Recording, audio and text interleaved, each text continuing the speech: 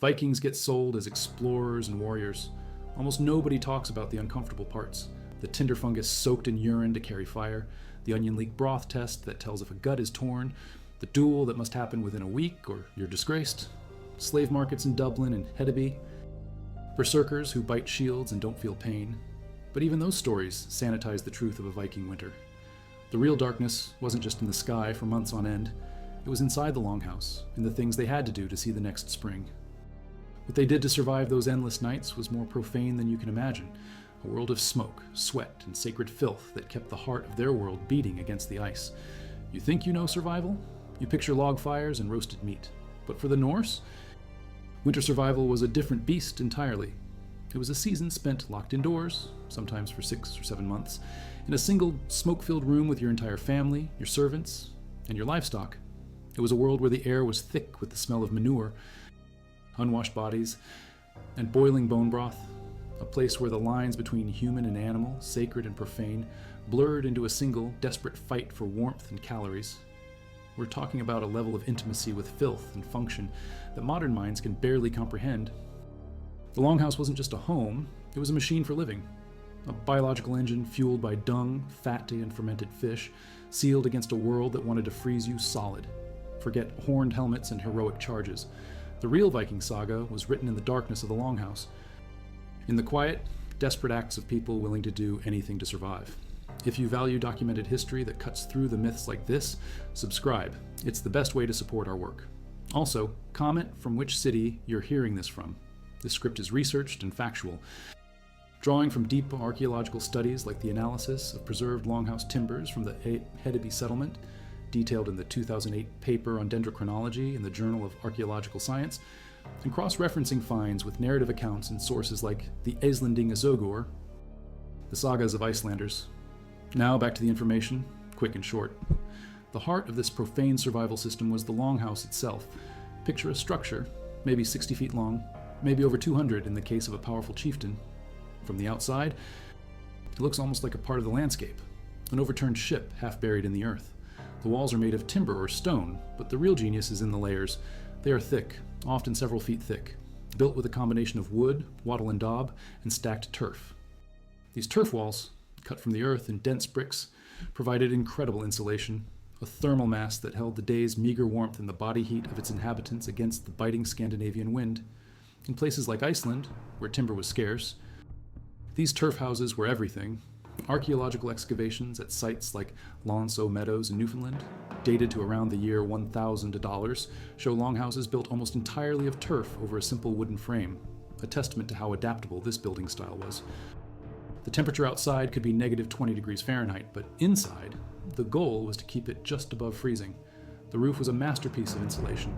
A layer of birch bark, peeled in wide sheets, acted as a waterproof membrane. Over this was laid a thick layer of turf, sometimes 2 or 3 feet deep. This green roof not only kept the heat in and the snow out, but also provided grazing for goats in the warmer months. The sheer weight of it, tons of damp earth and snow, required a massive internal timber frame to support it. The smoke from the central hearth would filter up through the turf, slowly and imperfectly, meaning the air inside was a constant, choking haze. There were no chimneys as we know them, just a louvered hole in the roof that could be opened or closed with a long pole. Closing it meant trapping more heat, but also more smoke. Opening it meant fresh air, but also a blast of Arctic cold. Every moment was a calculation. How much smoke could you tolerate for a few extra degrees of warmth? Respiratory problems were rampant. Skeletons from the Viking Age show evidence of chronic lung damage, the black residue of a life spent breathing wood smoke. Inside, the longhouse was a single, cavernous room. The floor was packed, earth, cold and damp. Down the center ran the long hearth, the langolt, a shallow stone-lined pit that could be 20 or 30 feet long. This was the only source of light and heat for the entire household. It was never allowed to go out. The fuel was whatever you could get. Wood was precious, especially in treeless landscapes like Iceland and Greenland. The Norse were masters of resourcefulness. They burned dried peat, a slow-burning, smoky fuel cut from the bogs. They burned dried animal dung, which produced a surprising amount of heat. And they burned driftwood, scavenged from the coastline, a gift from the sea. The fire was the center of life. It was where food was cooked, where stories were told, and where the family gathered for warmth. But it was also a constant danger, a spark away from disaster in a wooden, straw-filled home. The layout of the longhouse was designed for thermal efficiency. Along the two long walls were raised wooden platforms, covered with straw, furs, and woven textiles. This is where the family slept. The simple act of raising the sleeping platform a foot or two off the ground made a significant difference. Cold air is dense and pools at the floor. By sleeping on these raised benches, the family could stay in the warmer air that collected near the ceiling. It was still cold, mind you. They slept huddled together for warmth, under layers of sheepskin and wool blankets. The sagas talk about people sharing beds for heat, a purely practical arrangement in a world without central heating. In the darkness, you could hear the breathing of everyone in the longhouse, a constant, living presence against the howl of the winter wind outside. And you weren't just hearing human breathing. One end of the longhouse was often given over to the livestock. The most valuable animals, a milk cow, a few sheep, maybe the horses, were brought inside for the winter. This was a profane but brilliant strategy. The animals were too valuable to lose to the cold or to predators. Bringing them inside protected them. But it did more than that. The body heat of a cow is significant. A single cow can produce as much heat as a small space heater. In a sealed longhouse, the body heat of 10 or 15 animals could raise the internal temperature by several degrees. This was the difference between survival and freezing to death. The cost, of course, was living with your animals. The floor of their section was a mess of manure and urine-soaked straw. The smell would have been overpowering. But in the depths of a Viking winter, the smell of warm manure was the smell of life. The ammonia from the urine was a harsh, stinging presence in the air, but it was a sign that your wealth, your future, your food source, was safe and warm. The line between the human and animal sections of the longhouse was often just a low wall or a change in floor level. There was no real separation. The sounds and smells of the barn were a constant part of domestic life. Archaeologists excavating longhouse sites can clearly identify the animal end of the house by the high concentration of phosphates in the soil, the chemical residue of months and years of accumulated manure. This cohabitation had other benefits. The manure was a valuable resource. It was composted and used to fertilize the fields in the spring. In a short growing season, this was crucial for getting a good crop. Nothing was wasted. Every part of this profane system had a purpose. The animals provided heat, they provided milk and wool, and their waste provided fertilizer. They were an integral part of the household engine. The darkness was another enemy. In Scandinavia, in the dead of winter, the sun might not rise above the horizon for weeks. The psychological toll of this constant darkness, the seasonal affective disorder we talk about today, was a very real part of their lives. The only light came from the long fire and from simple lamps. These were typically small bowls of stone or clay, filled with animal fat or fish oil, with a wick made of moss or twisted cloth. The light they gave off was flickering and dim, casting long shadows that danced on the smoke-stained walls. It was a world of half-seen shapes and deep pools of darkness. Imagine spending months in a space like that, never seeing the full light of day. Your world shrunk to the small circle of firelight in a vast, cold darkness. Storytelling was a vital survival tool in this environment. With little else to do during the long winter nights, the family would gather around the fire and listen to the tales of gods and heroes, the sagas of their ancestors.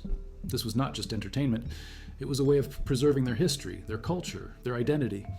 It was a way of reminding themselves that they were part of something larger than the four walls of their smoky home. The skald, the poet, was a revered figure in Viking society, a master of words who could conjure worlds of adventure and glory in the darkness of the longhouse. These stories, passed down through generations, were a lifeline, a way of keeping the human spirit alive through the long, dark winter. The winter diet was a testament to their ingenuity and their strong stomachs. Fresh food was a distant memory. By the middle of winter, they were living on preserved foods, prepared in the fall. Meat was salted, smoked, or dried into a kind of jerky. Fish was a staple. Cod was wind-dried until it was as hard as a board, a food called scride. Herring was salted and packed in barrels. But one of the most important and most profane methods of preservation was fermentation.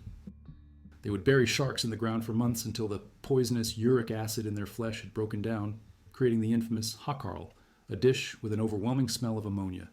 They would ferment fish in barrels of whey, a byproduct of cheese making, to create a sour, pungent dish called surstrumming. These foods sound disgusting to us, but they were packed with calories and preserved without salt, which was a valuable commodity. The smell of fermenting fish would have been another layer in the rich sensory tapestry of the longhouse. They also preserved dairy. Milk was turned into cheese and skyr, a thick, sour, yogurt-like substance. Butter was churned and then often buried in bogs. This bog butter could be preserved for years. The anaerobic environment of the bog prevented the butter from spoiling, though it often took on a strong, gamey flavor. Archaeologists have found caches of bog butter in Ireland and Scandinavia that are hundreds, even thousands of years old. Every calorie was precious. They would boil bones for days to extract every last bit of marrow and gelatin, creating a thick, nutritious broth. Nothing was wasted. The concept of trash was foreign. A broken tool was reforged. A worn-out piece of clothing was patched or cut into strips for weaving. A fish head was thrown into the soup pot. Survival depended on this relentless efficiency. Water was another challenge. Rivers and lakes froze solid. Getting water meant hacking a hole in the ice, a dangerous and cold task. Melted snow was another source, but it took a lot of fuel to melt enough snow for a family and their livestock. The risk of dehydration was real. Even in a world of ice and snow, the indoor air, filled with smoke, was dry, and the salty preserved food made you thirsty. Every bucket of water was won with hard labor. Hygiene, as we understand it, was non-existent. Bathing was infrequent, especially in winter. Water had to be hauled and heated, a laborious process. The Norse were known to be cleaner than many of their European contemporaries, with sagas mentioning a Saturday bath day. But in the depths of winter, this was likely a luxury. They used combs made of bone and antler, and tweezers for personal grooming, artifacts found in great numbers in Viking graves. But the daily reality was one of close contact with dirt, smoke, and human and animal waste. Lice and other parasites were a constant problem. Archaeologists have found lice combs with nits still stuck in their teeth after 1,000 years. The latrines were often just a designated corner of the barn or a simple pit dug outside. In the winter, a trip to the outhouse was a brutal ordeal. Many would have simply relieved themselves in a designated spot inside the animal quarters to be mucked out with the rest of the manure in the spring. This profanity was a simple fact of life, a practical solution to a cold and urgent problem. The social dynamics of the longhouse were intense. You were trapped with the same people for months on end. Privacy was an alien concept. Every argument, every illness, every birth and death happened in the public space of the great room. The hierarchy of the household was strictly enforced. The chieftain and his family had the best spots, closest to the fire. Servants and slaves slept in the colder sections, near the doors or the animal stalls. Tensions could run high. The sagas are full of stories of feuds and violence that erupt from insults and perceived slights within the confines of the hall. The winter was a pressure cooker, a test of social cohesion.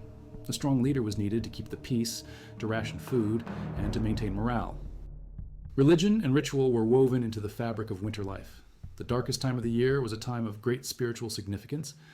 The festival of Yule, which took place around the winter solstice, was a crucial event. It was a celebration of the return of the sun, a feast to propitiate the gods and ensure a good year to come. Animals would be sacrificed, their blood sprinkled on the walls of the longhouse and on the participants. The meat would be boiled in great cauldrons over the long fire and eaten in a communal feast. Beer and mead would flow freely. It was a moment of release, of community, of hope in the deep darkness. Archaeologists believe that some of the unusually large longhouses, like the one excavated at Borg in Norway, were not just homes, but also ritual centers. Places where the whole community would gather for these important seasonal feasts. These rituals, which seem bloody and profane to us, were a way of making sense of their world, of asserting some control over the powerful forces of nature that governed their lives. Work didn't stop completely in the winter. The weather was too harsh for farming or fishing, but there was always work to be done inside. Women would spend the long, dark hours spinning wool and weaving it into cloth on their warp-weighted looms. Every scrap of wool was precious. They would repair clothing, tend to the children and the sick, and manage the household's food stores. Men would repair their tools and weapons, carve objects from wood and bone, and plan the raids and trading voyages for the coming summer. The winter was a time of preparation, of honing the tools and skills that would be needed when the world thawed. The rhythm of life slowed, but it never stopped. To stop was to die. Health was a constant concern. A simple illness could be a death sentence in the close quarters of the longhouse. Without an understanding of germ theory, disease could spread like wildfire through the household. A persistent cough could turn into pneumonia. A small cut could become infected. The elderly and the very young were the most vulnerable. Archaeological evidence from Viking cemeteries shows high rates of infant mortality. Life was fragile. They had a sophisticated knowledge of herbal medicine, and the sagas mention healers, both male and female, but their remedies were often a mixture of practical knowledge and magical ritual. They had treatments for setting bones and stitching wounds, but for internal illnesses, they were often at the loss. The concept of a good death, Dying in battle was celebrated, but the reality for many was a slow, quiet death from sickness or starvation in the smoky darkness of the winter longhouse. The psychological pressure of this existence is hard to overstate. The combination of darkness, confinement, smoke, and cold created a challenging environment for the human mind. The Norse believed in a world filled with spirits, with trolls in the mountains and Draugr, the walking dead, who could haunt their burial mounds. The winter nights, long and filled with strange sounds, would have been a fertile ground for fear. The wind howling around the turf walls could sound like a monster. The shadows cast by the flickering fire could play tricks on the eyes. Staying sane was as much a part of winter survival as staying warm. The stories, the songs, the rituals, the shared work, all of these were tools for maintaining mental and social stability in an environment that was constantly pushing people to their limits. As the winter wore on, food supplies would dwindle, the last of the smoked fish, the bottom of the barrel of salted herring. This was the most dangerous time, the late winter, what the Norse called the hunger gap. The animals would be getting thin, the people would be getting thin. The sagas speak of famines, of years when the spring came late and the people were forced to eat their seed grain. A desperate act that mortgaged their future for their present survival. They tell of people eating boiled leather, of scavenging for roots and bark. In the worst years, they may have resorted to cannibalism. The archaeological evidence for this is scarce and controversial, but it is a possibility that cannot be entirely dismissed. In the brutal calculus of survival, when the choice is between your family starving and breaking the ultimate taboo, the choice is not as clear as we might like to think. The end of winter was not a sudden event. It was a slow, messy thaw. The snow would melt, turning the ground into a sea of mud. The turf roof of the longhouse, saturated with water, would drip for weeks. The world outside was still cold and gray, but there were signs of hope. The days would get longer. The birds would return. The first green shoots would appear. The ice on the fjords would begin to break up. The sound of it cracking and groaning a promise of the return of the sea, of travel, of life. The first task of spring was to muck out the longhouse, the accumulated filth of the winter, the animal manure. The food waste, the old straw, had to be shoveled out and spread on the fields. It was a massive, profane cleaning, a ritual of purification. The house was aired out, the smoke of winter replaced by the fresh, cold air of spring. The livestock were led out to pasture. The people would emerge from their dark, smoky cocoon, blinking in the pale sunlight, their bodies thin, but their spirits resilient. They had survived another winter. They had looked into the abyss of cold and darkness and had endured. This cycle of profane endurance, of living in intimate contact with the raw, messy processes of life and death, was the true foundation of the Viking Age. It was in the smoky darkness of the longhouse that the toughness, the resilience, the sheer bloody-minded determination of the Norse was forged. Without it, there would have been no long ships, no raids, no sagas. There would have been only the silence of the snow. The transition from the indoor world of winter to the outdoor world of summer was a profound shift in their entire existence. Imagine stepping out of that dim, smoky, cramped space into the vastness of the Scandinavian landscape. The air itself would feel different, clean and sharp. The world would be bursting with life. This was the time for action. The ships, which had been sheltered all winter, were brought out and made ready. The sails were repaired, the hulls were tarred, the men would gather their weapons and their gear. The plans made in the darkness of winter were now put into motion. Some would go trading, loading their ships with wool, furs, and walrus ivory to sell in the markets of Europe and the East. Others would go raiding, seeking wealth and glory in lands across the sea, and some would go exploring, pushing the boundaries of their known world, searching for new lands to settle. This explosive energy of the Viking summer is a direct consequence of the compression and confinement of the Viking winter. It was the release of a coiled spring. The skills honed in the winter, the weapon repairs, the weaving, the planning, were now put to the test. The social bonds forged in the close quarters of the longhouse were now the bonds that held a ship's crew together in a storm or shield wall together in a battle. The profane intimacy of their winter life, their ability to endure hardship and filth, made them formidable opponents. They were not afraid of hardship. They were not afraid of discomfort. They had lived through the long darkness, and they were not easily intimidated. Let's look at the science behind their survival machine. The longhouse, as a thermal system, was remarkably effective for its time. Modern reconstructions and thermal imaging studies of reconstructed longhouses have shown that the combination of thick turf walls, a heavy turf roof, and the heat from the long fire in the livestock could indeed keep the interior temperature above freezing, even in the harshest conditions. A study published in the Journal of North Atlantic Archaeology detailed an experimental reconstruction in which a longhouse maintained a temperature differential of over 30 degrees Celsius or 54 degrees Fahrenheit between the inside and the outside, using only a modest fire and the simulated body heat of animals. The key was minimizing air exchange. The house was designed to be as airtight as possible. The low doors, the absence of large windows, the smoke hole that could be closed, all of these were features designed to trap warm air. It was a smoky, smelly, and unhealthy environment, but it was a warm one. The diet, for all its strangeness, was also remarkably well suited to their needs. The preserved fish and meat provided protein and fat, essential for generating body heat. The fermented foods, like skyr and hakarl, were not just a way of preserving calories. The fermentation process also creates beneficial bacteria, probiotics, which would have helped them maintain a healthy gut microbiome, important for a strong immune system. The lack of fresh vegetables meant they were at risk for scurvy, a deficiency of vitamin C. However, they had sources we often overlook. Certain organ meats, like liver, contain vitamin C, and they ate a variety of wild plants and berries in the summer and fall, some of which they may have been able to preserve. The profane reality of eating fermented shark or bog butter was the key to getting the dense calories needed to survive a physically demanding life in a cold climate. Let's consider the psychological aspect more deeply. The modern concept of personal space was entirely absent. This would be unthinkable for us, but for them, it was the norm. This constant, enforced social contact had a profound effect on their culture. It fostered a strong sense of community and interdependence. You had to rely on your family and your neighbors to survive. But it also created a culture where reputation and honor were paramount. In a world with no privacy, your every action was observed and judged. A public insult could not be ignored. A breach of trust could have fatal consequences. This is the social context for the Sagas, with their obsession with honor, revenge, and the complex web of family allegiances. The pressure cooker of the longhouse created a specific kind of social animal, one that was intensely loyal to their in-group, but fiercely competitive and sensitive to any slight to their honor. The role of women in this winter world was crucial. While the men are often the focus of the Viking sagas, the women were the masters of the longhouse.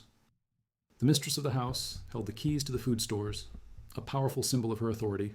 She managed the household, directed the work of the servants and children, and was responsible for the complex tasks of food preservation, spinning, and weaving. The survival of the entire household depended on her skills and foresight. When the men were away trading or raiding, the women were left in charge, defending the farmstead and managing its affairs.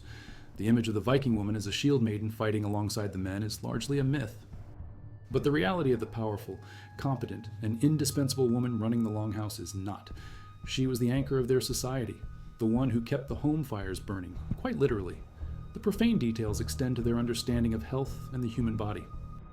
They were unsentimental about the realities of life and death. The onion broth test for a gut wound is a fascinating example of their practical, if gruesome, medical knowledge. If a warrior was stabbed in the stomach, they would be fed a strong broth of onions and leeks. If the smell of the onions could be detected coming from the wound, it meant the intestinal wall was breached, and the wound was considered fatal. There was nothing more to be done. This kind of brutal pragmatism is a hallmark of their culture. They lived close to the edge, and they had no room for sentimentality when it came to survival. If you're learning new things about the raw reality of the Viking Age, take a second to subscribe and support our deep dives into history. Let us know in the comments what part of the world you're watching from. Our research is grounded in the material evidence, such as the incredible preservation of organic materials at the Viking settlement of Dublin, detailed in publications from the National Museum of Ireland, which gives us a direct window into their daily lives, from their shoes to their parasites. Now let's get back to the story. Consider the children growing up in this environment. A Viking childhood was short and harsh. From a very young age, they were expected to contribute to the work of the household. They would help with spinning, fetching water, and looking after the younger children. They grew up in a world of adults, listening to the sagas, observing the rituals, and learning the skills they would need to survive. There was no separation between the adult world and the world of the child. They saw the butchering of animals. They saw sickness and death. They learned to be tough and self-reliant from a young age. This upbringing produced the resilient and adaptable people who were able to thrive in some of the world's most challenging environments. The very landscape was a part of their profane world. The bogs that produced their peat fuel and preserved their butter were also seen as sacred places, gateways to the other world. Archaeologists have found ritual deposits in bogs, including weapons, jewelry, and even human bodies, the so-called bog bodies. These were likely sacrifices, offerings to the gods who controlled the fertility of the land. The forests were home to wolves and bears, but also to wood spirits. The sea was a source of food and a highway for travel, but it was also the domain of the world's serpent, Jörmungandr. Their world was alive with supernatural forces, and the profane acts of daily life, cutting peat, burying butter, fishing in the sea, were always intertwined with the sacred, with the need to appease these powerful and unpredictable forces. The winter longhouse was the crucible where all these elements, the practical and the spiritual, the human and the animal, the sacred and the profane, were fused together. It was a microcosm of their entire worldview, a place where the struggle for physical survival was inseparable from the struggle for spiritual and social meaning. It was not a comfortable place, it was not a clean place, it was not a quiet place, but it was a living place. A testament to the incredible resilience and ingenuity of the Norse people. They built a world in the darkness, a world of smoke and stories, of filth and family, that allowed them to not just survive the winter, but to burst forth from it with an energy that would change the course of European history. The horned helmet is a fantasy, but the reality of the Viking longhouse in winter is far more compelling. A story of a people who learn to live and thrive in the heart of the profane. Let's dig deeper into the actual physical evidence of this life. At the archaeological site of Coppergate in York, England, what the Vikings called Jorvik, excavators found layers of well-preserved Viking age houses and backyards. The waterlogged soil preserved organic materials to an incredible degree. They found fragments of woolen clothing, leather shoes, and even the remnants of meals. But most tellingly, they found coprolites, fossilized human feces. Analysis of these coprolites has given us a direct window into the Viking diet and health. They show a diet rich in grains and meat, but also reveal the presence of intestinal parasites, like whipworm and roundworm, a direct result of the close quarters and less than sanitary conditions they lived in. This is the unglamorous, profane reality of their existence, written in the very waste their bodies produced 1,000 years ago. The concept of waste itself is something we need to reconsider when looking at their world. The dark earth, found around Viking settlements, a rich, black, fertile soil, is the result of centuries of accumulated domestic waste. They threw their trash, food scraps, broken pottery, ashes from the hearth, and human and animal waste into middens, or trash heaps, right outside their doors. Over time, this decomposed into an incredibly rich compost. These middens, which would seem like a profane and unhygienic practice to us, were actually a long-term investment in the fertility of their land. They were creating the very soil they would need to grow their crops. It was a closed-loop system, where the waste products of winter life became the foundation of summer's abundance. This intimate relationship with decay and decomposition was central to their worldview. Fermentation is, after all, a controlled rot. The bog that preserved their butter was a place of arrested decay. Their religion was filled with stories of cycles of death and rebirth. The god Odin hung himself on the world tree, Yggdrasil, for 9 nights to gain knowledge of the runes, a symbolic death and rebirth. The final battle of Ragnarok would destroy the world, but a new, green world would be born from its ashes. This was a culture that understood that life and death, creation and destruction, the sacred and the profane, were not opposites, but two sides of the same coin. They saw it every year in the death of the world in winter, in its rebirth in spring. Their profane survival strategies were not a sign of a crude or primitive culture, but of a culture that was deeply, unsentimentally, and profoundly in tune with the fundamental realities of the natural world. They didn't try to live apart from nature, they lived as a part of it. In all its messy, smelly, and beautiful reality. The Longhouse was the heart of that reality, an arc of life in a frozen world, powered by the profane but potent forces of fire, fermentation, and feces. It was the engine of the Viking Age. Now, let's consider the transition out of this period. The end of the Viking Age, around the 11th century, coincides with a period of climatic change known as the medieval warm period. The winters became slightly less severe. This, combined with the rise of more centralized kingdoms and the spread of Christianity, began to change the way people lived. The old longhouse tradition began to fade, replaced by new styles of architecture. The coming of Christianity brought with it new ideas about purity and profanity, about the separation of the sacred and the secular. The practice of burying the dead with grave goods, which gives us so much of our information about Viking life, was replaced by simple Christian burial. But the legacy of the longhouse and the profane survival strategies it represents lived on. The resilience, the ingenuity, the strong sense of community, these were the cultural traits that had been forged in the winter darkness. They shaped the societies that would become the modern nations of Scandinavia. The memory of the longhouse is preserved in the sagas, the stories that were told around the long fire on those endless winter nights. These stories, with their mix of gritty realism and high adventure, are a direct product of that world. They are the voice of a people who understood that life is a hard, messy, and often profane business, but that it is also a grand and heroic adventure. The profane world of the Viking winter was not an obstacle to their success. It was the source of it. They were not Vikings in spite of the longhouse, they were Vikings because of it. The very structure of their society was a reflection of this winter reality. A chieftain's power was not abstract. It was measured by the size of his longhouse, the number of warriors he could feed and house through the winter. This was the ultimate display of wealth and power.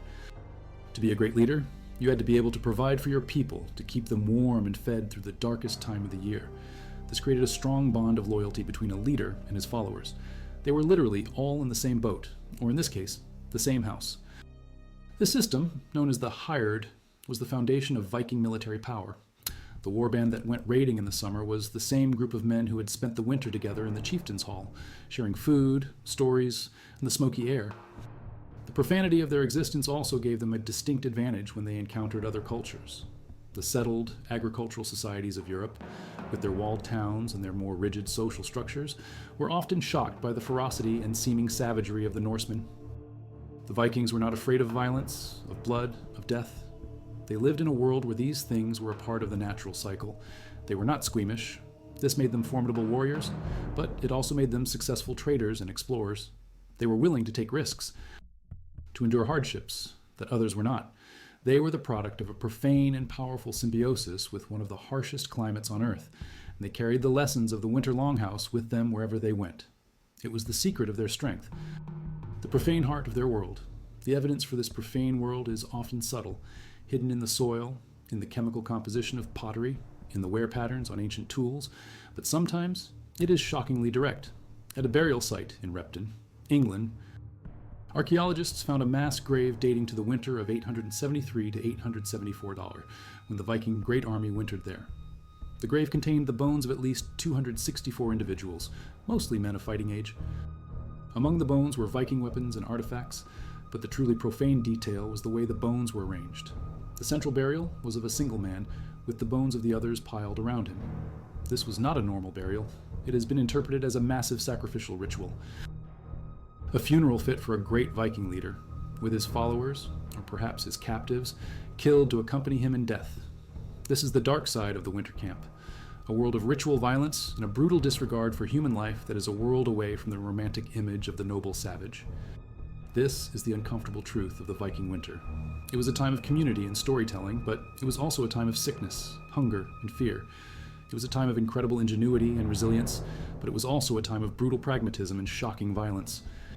The profane was not just a part of their world, it was the very fabric of it.